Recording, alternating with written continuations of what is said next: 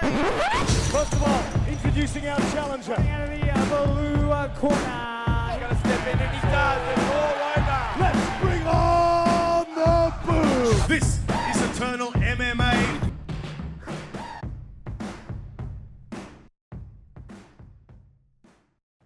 Mixed martial arts fans, welcome back and thank you for joining me once again on the Eternal Insiders Podcast back for 2023. As always, my name's Luke, I'm your host, and joining me today is the man that will be challenging David Martinez at Eternal 74 for the Lightweight Championship, facing him for the second time.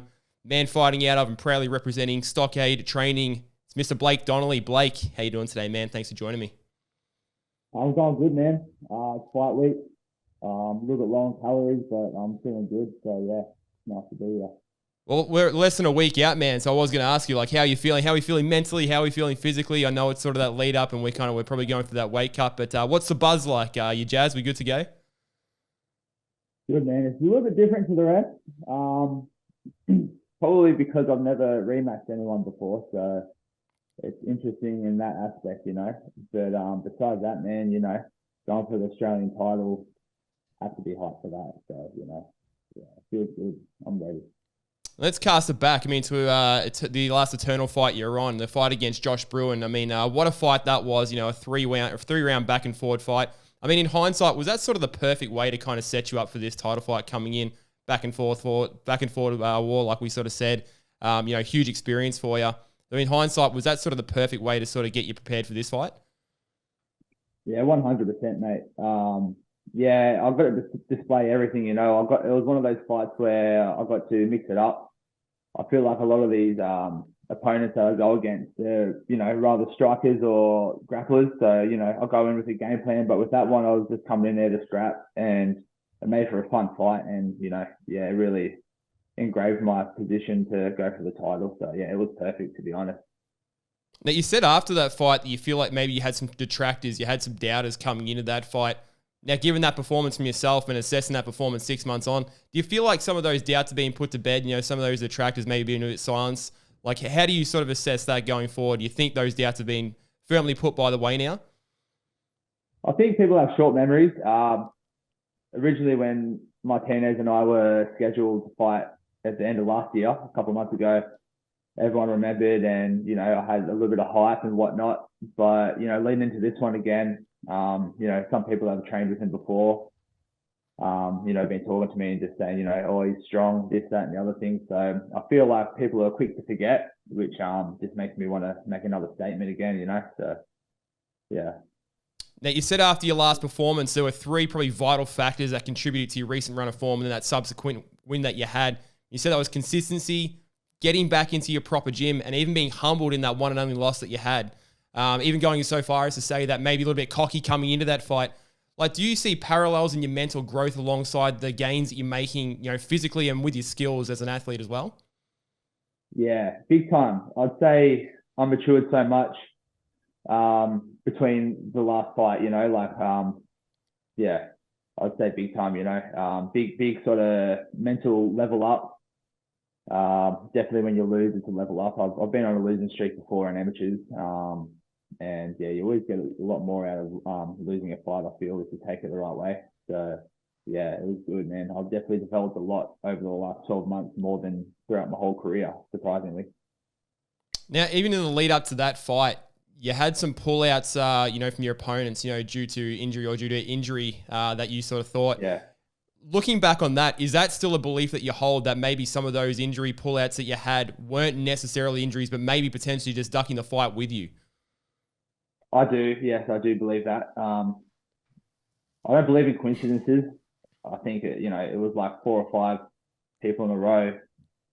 And I'm not big noting myself. I don't think it's because they're necessarily scared of me. But I just think, you know, and I'm not talking about all the ones, you know, some of them were legitimate, you know, like some of them were like pretty bad eye injuries and whatnot. But, you know, I just think people want all the stars to be aligned in a fight camp in order to fight someone, you know. But, you know, we're fighters. We're putting our body through the walls every day in the gym. We're not going to be pristine when we hop in there. So I feel like, I don't know, I might jinx myself, but I feel like sometimes you just need to step up and fight, especially because, you know, it's so few and far in between getting fights. You know, when you have a fight locked in, I think you need to just, step up a little bit more. Now, as we touched on at the top of the show, coming into this, you already actually hold a win over David back in 2019. Now, looking at that, do you think that plays a factor for either one of you guys, like coming into that fight? Is that kind of any sort of mental advantage for you coming in that you have that win? Is that any sort of mental disadvantage for David coming in on that loss? Or is that everything, is that time gone by, that's water under the bridge, it's a fresh fight, there's nothing to think about there, this is just, this is new and this is what it is? It's so interesting, man. It really is. But from my mindset, it's definitely water under the bridge. It's a new fight. He's a completely different fighter. So am I. But yeah, mate, like he's improved so much. His stand-up's gotten a lot better. He's had a couple of stellar performances in a row. And I feel like I have too, So I feel like we're completely different fighters. But in terms of the mental aspect, I'd say I definitely know what I need to do to beat him, even though he's going to be countering that. It's kind of like, what's he thinking that I'm thinking that he's thinking, it's kind of like if that makes sense, because, we've fought each other before, so it's a bit different, man. But yeah, it's water under the bridge. Now, on top of that, you were originally scheduled to face him at Eternal 72, but David unfortunately had to pull out due to injury. Did that have any sort of mental effect on yourself? I know we said that you had the pullouts from the other fights and you had some things to deal with. You had some things to deal with in terms of your work. You had to do the reset. You said you got into the country and you had to do a bit of a mental reset. Is dealing with that sort of pressure, is that behind you? Like, what sort of factor did that play in your mind, having David originally pull out of that first fight you were scheduled for? Honestly, it just pissed me off big time. He had a shoulder injury, like whatever. But looking at it from my selfish side, like I work full time as a landscaper. Behind all this, I really don't want to. I'm gonna try and avoid that eventually. But I had to take extra time off of work, less money, pissing off my boss and whatnot. Leaving early, getting there late and whatnot, and then for him to pull out 2 weeks out, it definitely pissed me off. But he's a real scrapper. He's been in the game for a long time, and I don't think I've really heard of him pulling out much at all. So it is what it is, man. But it definitely pissed me off, Now, you've alluded to the fact in the past that, while you guys have gotten there, you've mixed it up before, you got another fight coming up, of course, for the title, that, behind the scenes, you guys are actually a little bit chummy or might even be sort of mates. Like, is that still the dynamic? Like, I'm assuming you don't have much to necessarily do with him inside a training camp or anything like that. But, is there respect there? Do you consider yourself kind of mates behind the scenes? I probably exaggerated when I said we were mates. We're definitely not mates, but definitely a lot of mutual respect, I'd say. Well, definitely on my end. Like I'll message him after he's had a fight and I'll be like, congrats, that kind of stuff, that sort of mutual respect after you fight someone. But that's about as far as it goes, man. Like, put it this way, when I'm loading up a punch and he's looking me in the eyes, I'm not going to be thinking about that, so not at all. Yeah. No, you're thinking about the win, and of course you're thinking about a nice shiny title belt around your waist come March 18th, Eternal 74 on the Gold Coast. We're good to go. Now, the original fight that you guys had, there was that sort of a lot was made about the stylistic matchup, so to speak. You known for, such a well-rounded striking skill set on the feet. David known as a grappler and one of the better grapplers in the country. Do you think that's a factor again coming into this fight? That previous fight you had didn't necessarily play out that way. Do you think a lot's changed in that regard? Do you think he's looking for the grappling? You're looking maybe for the sort of the stand-up. I know you love a finish. What do you make of this fight coming into this one for Eternal 74? I think so, man. I think at the end of the day, his roots is wrestling. As soon as he feels my punches, I think he's going to shoot. And it's his instincts, and he's good at it. And I'd do the same thing if I was him. And the same goes to me, man. I'll watch his fights. I'll see what he can do on the ground. But I think the main difference is I was probably a little bit hesitant last time if it went to the ground.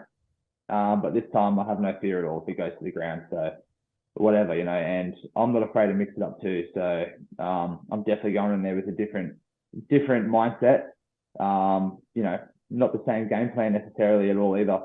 But I think at the end of the day, once we get going, round one, round two, halfway through, I think our instincts are going to kick in, and it's going to be, I think it's going to be a striker versus grappler. Do you see any clear advantages? Of course, we just talked about, the stylistic matchup and everything, but do you see any clear advantage where you think you excel in your game over David? What was that, sorry? Do you see any clear advantages in your game, like over David? Obviously, we just said that, there is a bit of a stylistic clash in terms of the matchup there. But when you put your skill set against his, like, where do you see the big advantages for yourself? Speed. I'd say speed would be a big factor for me. We both got good gas tanks. But yeah, man, I'd say speed and speed and agility for this one. It's probably going to be a big factor for me personally. Now, it's a big spot, man, for you. Of course, it's a title shot at Eternal 74. What does a title win mean for you at this point in your career? Coming in 6-1 into this matchup, that'd be another title battle around your waist. Like, what sort of trajectory does that set you up on going forward for the rest of your career?